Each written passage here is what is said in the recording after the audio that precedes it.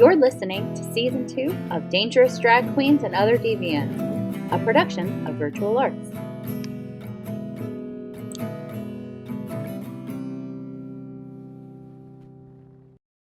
My name is Larry. I'm Christy. And I'm Gret. Welcome to this episode of Dangerous Drag Queens and Other Deviants.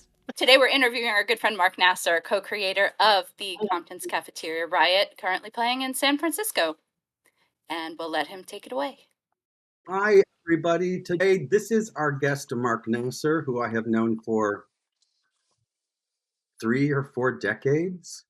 And I've worked with Mark and Tony and Tina's wedding and knew him in New York, knew him in California. But now he's doing something very special that we wanted to get him onto this program for. And this is a play that Mark created with some people in San Francisco called the Compton Cafeteria Riots. Is that correct, Mark? Yes, the Compton's Cafeteria Riot. Yes. That project, it was interesting. I've been doing immersive theater, as you know, since those decades ago.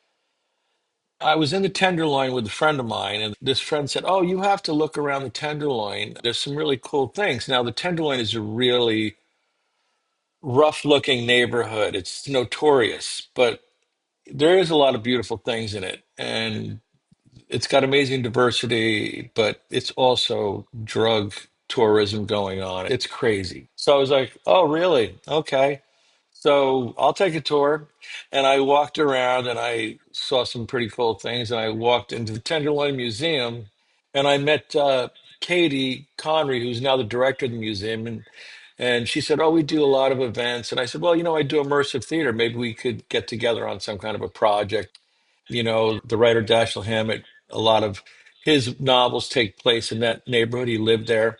So I said, maybe we could do something going around into the neighborhoods and have scenes around it. Then she showed me the Compton's Cafeteria Riot exhibit. So the Compton's Cafeteria Riot is 1966 when sex workers, trans, drag queens, back then they were called queer, they and LGBTQ youth activists called the Vanguard had enough of the police brutality in that neighborhood. At the end of the month, the police would come in and try to get their quotas up, and they let all the vice go on, but then they would start getting people for female impersonation and throwing them in jail. And anyway, it led to a riot.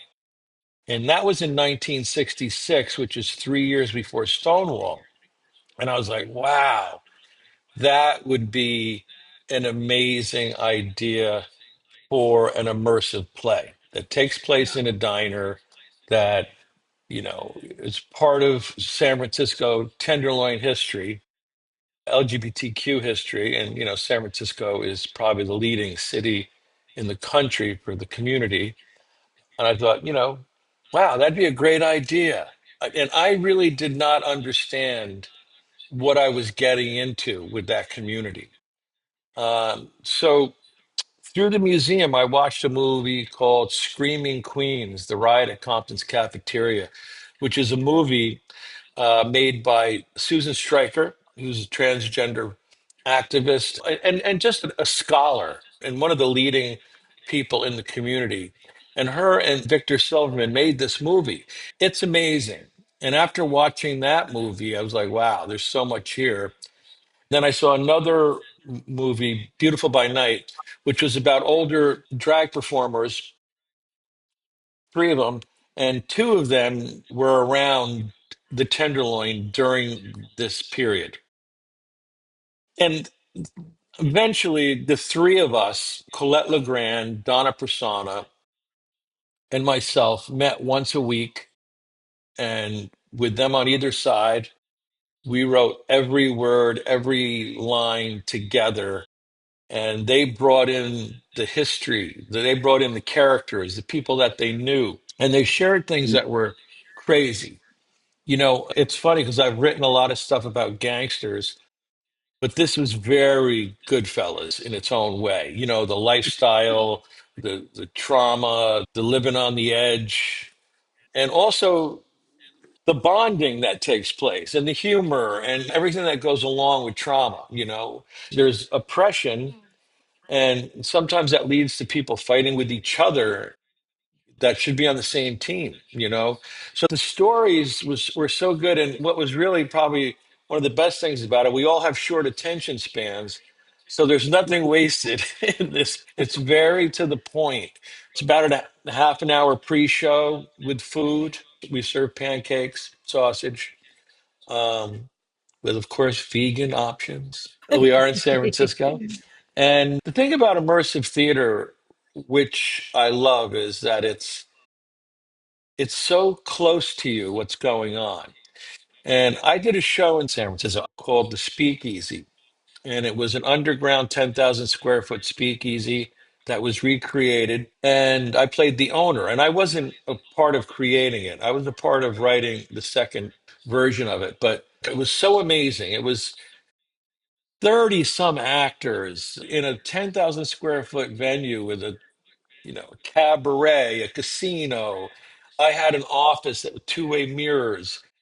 The dressing Mm. room set, it's two-way mirrors, and people could go around and experience all these storylines. But unlike Tony and Tina's wedding or even Compton's Cafeteria, you didn't get the whole story. You were just more like Sleep No More. You were in different places.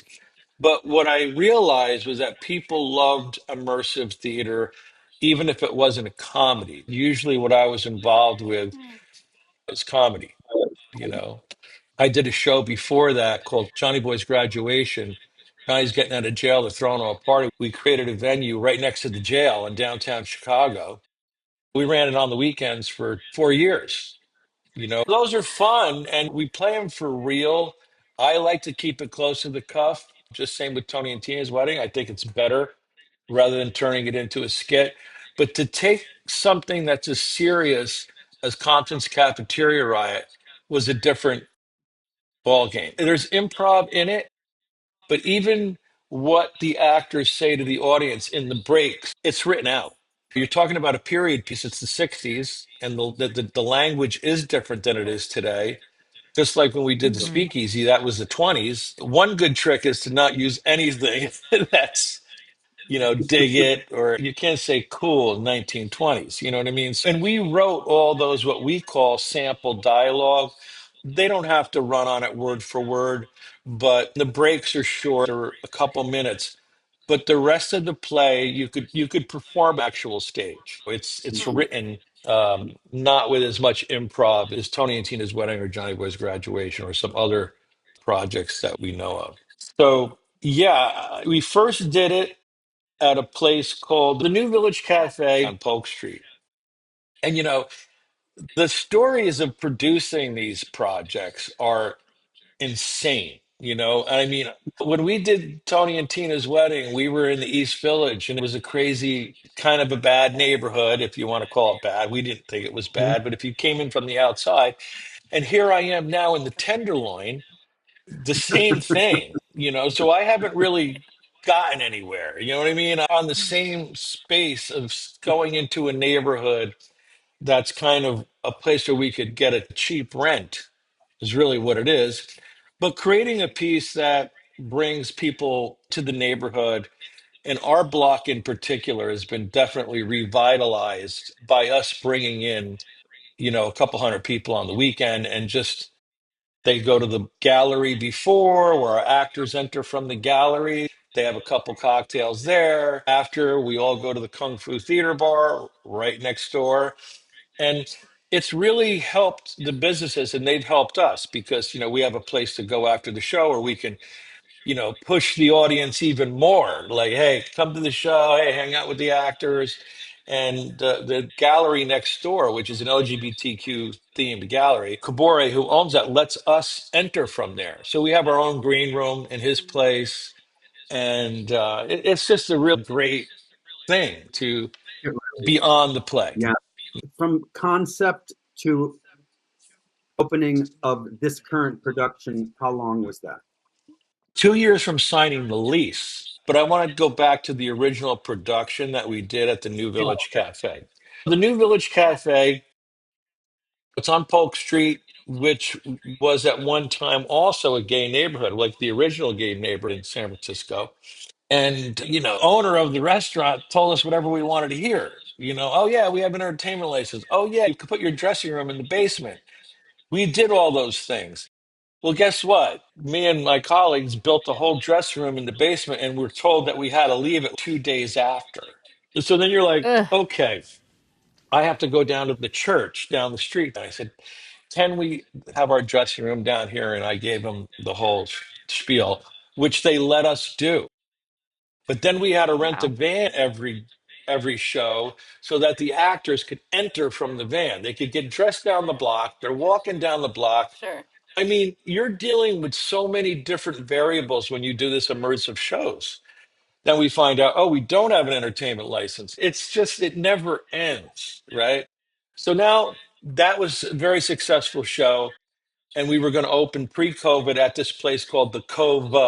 It is now the COVID Hotel because now it's a hotel for homeless people since COVID started to get people off the street.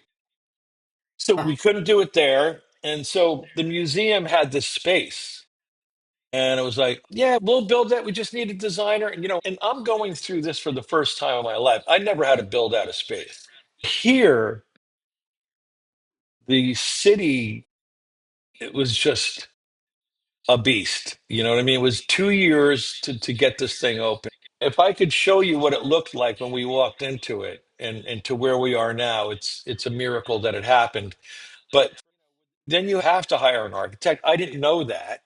The landlord was sort Mm. of like going, hey man, let's just get it up. Let's do it. And then people would tell me, no, Yeah. you need inspections. You'll probably need another bathroom. And there was all this stuff that kept going. Thank God we had a landlord that wants this building to thrive.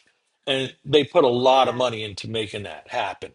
They were very helpful, but I went down the wrong path for at least 6, 7 months. Yeah. We hired the architect who did the speakeasy, and he was a by the book, dot the I's, cross the T's kind of guy. We just we weren't taking any shortcuts. We want the place to be safe. We want all that. But some of the things that they were asking us to do and the inspections that went on and the re-inspections, you had to go through like 9 inspectors. I mean, there's a certain point where you go, Right. hey guys, how long do we have to suffer here? The next 2 blocks are vacant storefronts, right? Mm. And it's like, could we Yeah. get a break here? A temporary pass? No. This one doesn't sign off till this one signs off. It is Kafka-esque, and it happens to every business owner that wants to legitimately do their job. Yep. But thankfully, we are all square now. We still were getting things done after we opened. I mean, it was just crazy. Yeah. And then the other thing is that I'm really proud of our production is we hire transgender, non-binary folk for not just the acting parts that are written that way, but our stage managers, our set designer, our costume designer, our director, and it goes all the way down the line. But sometimes what you're dealing with is people that don't have a lot of experience because there's not a platform for them to work in. They're not hired enough. But our show Sure. was about that. I mean, we don't have to put out a Mm. mission statement.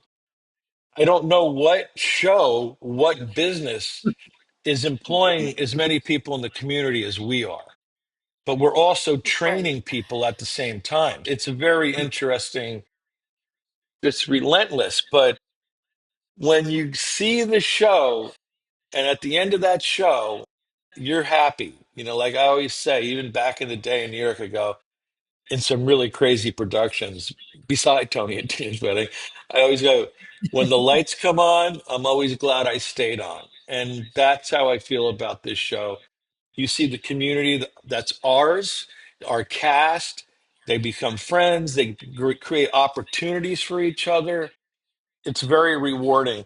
And our set designer, Roxy Rose, said something to me. She's a little younger than I am.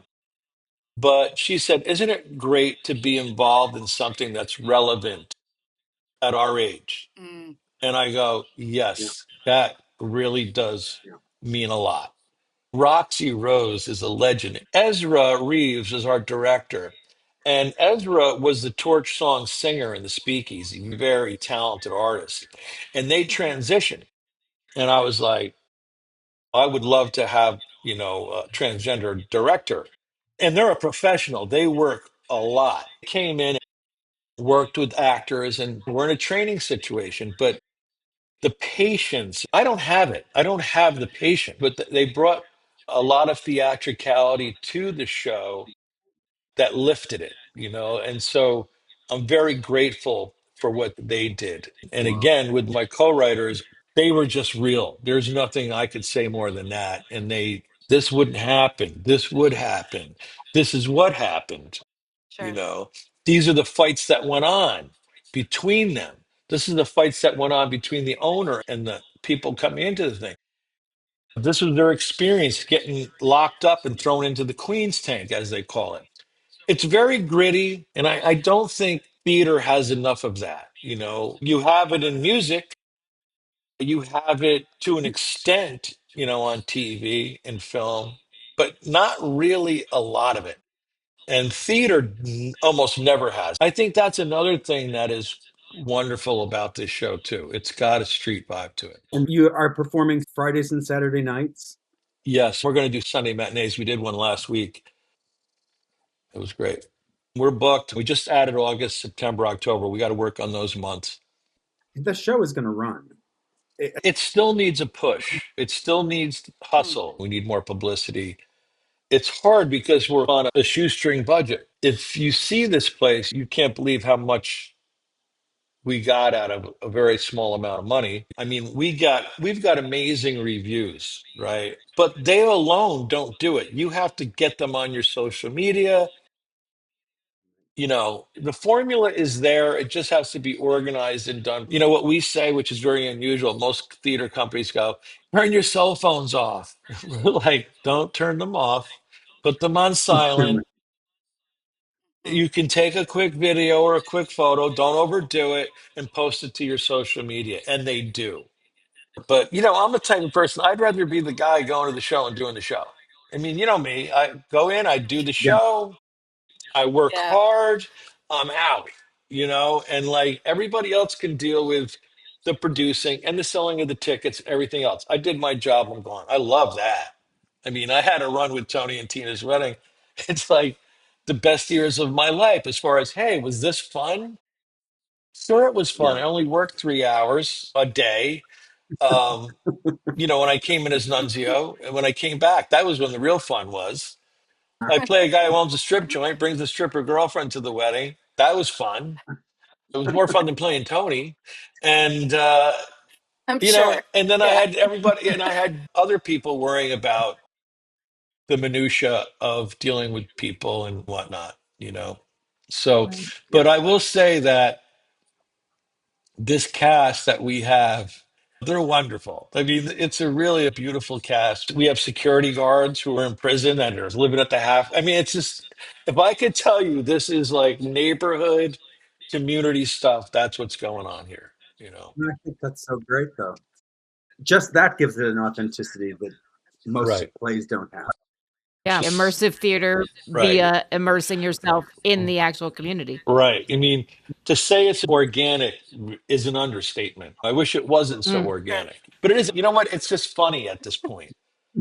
But Yeah. it's crazy out here. I've had meetings with the mayor. I've had meetings one on one with the mayor's right hand man in charge of economic development. There's an interest here and there's a political aspect to it, but it's such a deep problem that there's so many layers to it that unless we put businesses in here, and I presented an idea to them to take all these empty storefronts and turn them into artist residencies, where artists at least are in there making something until you rent the place.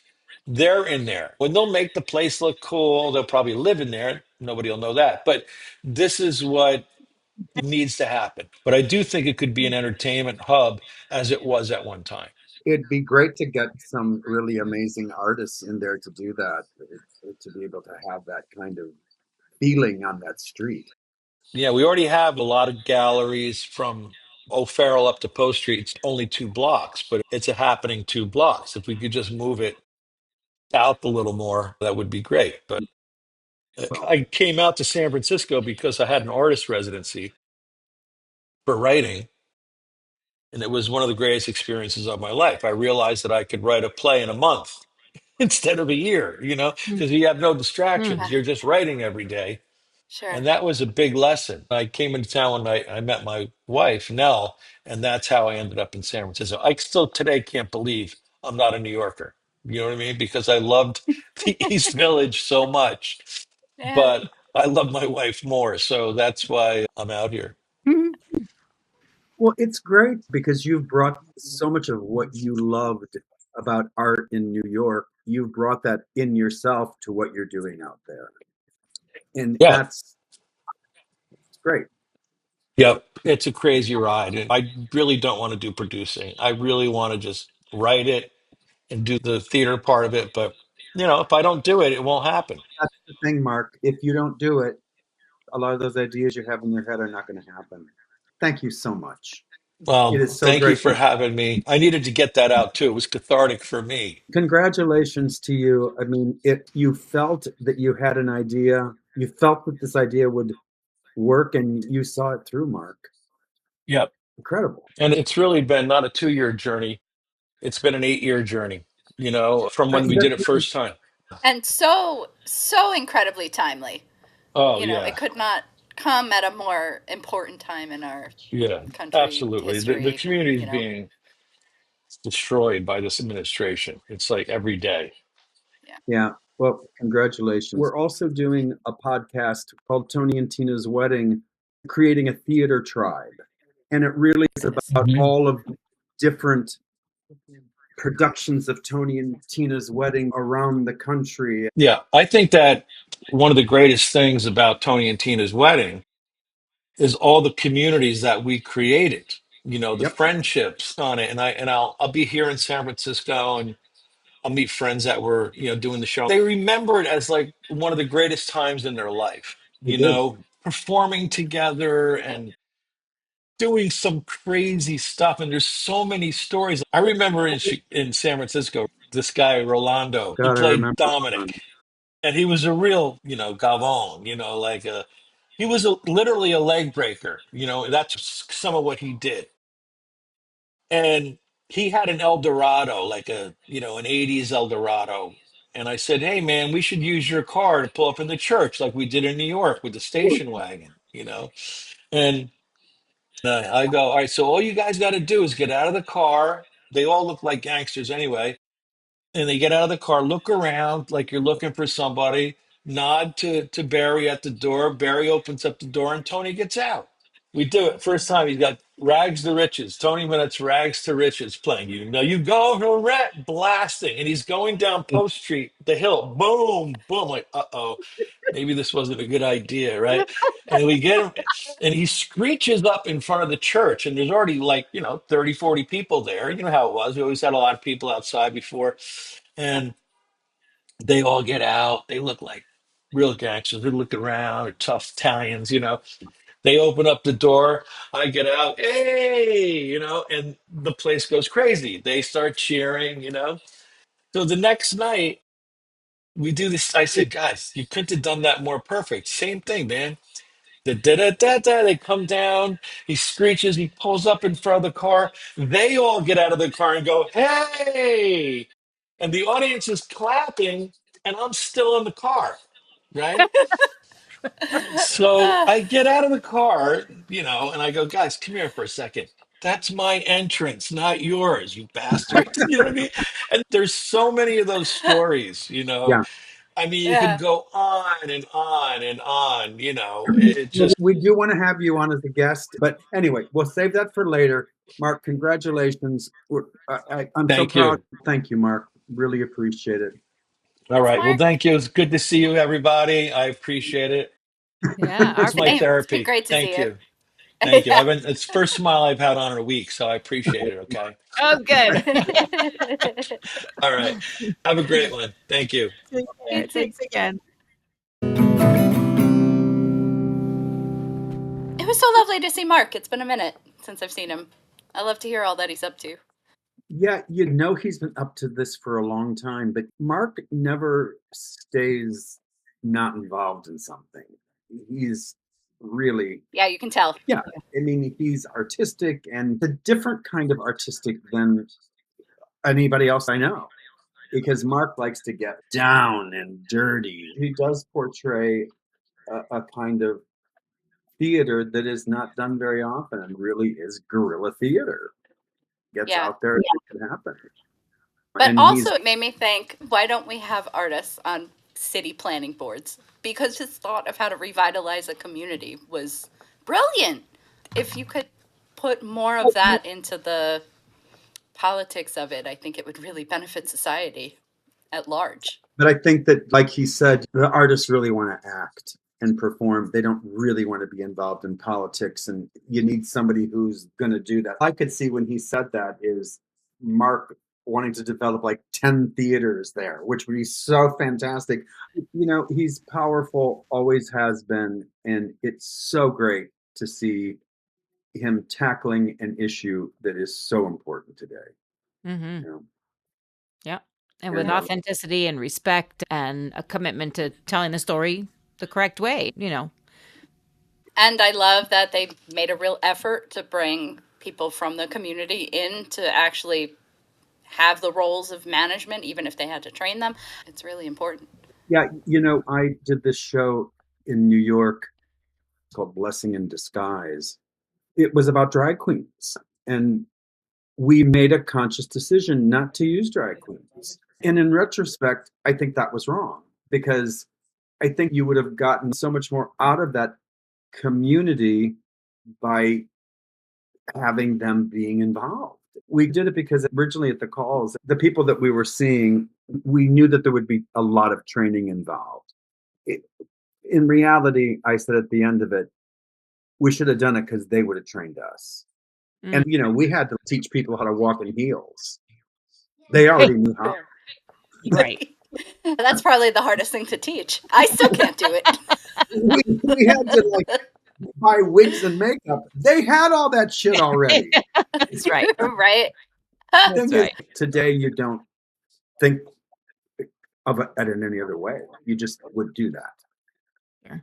Sure. And I'm sure the play is more powerful because of that. I think that we'll hear a lot about this play in the next year. I really hope so. Because it's very much right for the time. Yeah, on a lot of levels. On a lot of levels. Yeah. So anyway, so good to see both of you back here. I don't have anything witty to say because I don't feel like there's very many witty things going on about what's happening in politics today. It just seems like such a mess of everything. I don't know. I can't. Like everything everywhere all at once. Yes. It's that inundation. Yes, yeah. Anyway, ciao, my friends. Till the next. Ciao. See you next time. Okay, bye.